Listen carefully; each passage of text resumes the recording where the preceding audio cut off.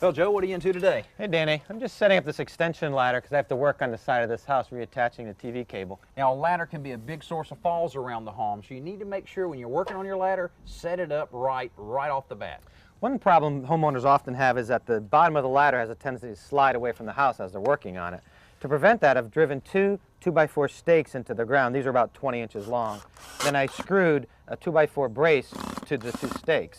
When you cut this brace, it's always a good idea to make it about 12 inches longer than the width of the ladder. In this case, it's about 28 inches long. Now, what about when you're setting it up in terms of the angle? I've seen some homeowners that'll stand it straight up, others that'll kind of make it real, maybe too lazy. So what's a kind of a general rule of thumb? Well, what you want is the distance off the house to be about 1/4 the height of the ladder. So in this case, we have about 12 feet tall of ladder. So I set this about 3 feet off the house. Okay, now another thing I've seen a lot is homeowners painting the eaves of their house or whatever and reaching out a little too far and the ladder slides, boom, they fall over. Right, well the tip there is when you're on a ladder, always keep your hips within the vertical rails of the ladder. That'll prevent it from sliding to the left or right. Okay, also when you're positioning your ladder, make sure it's on good solid ground, good level ground, and not on any snow, ice, or mud that can cause it to slip. Now, if you'll follow these tips, your work on the ladder will be a lot safer.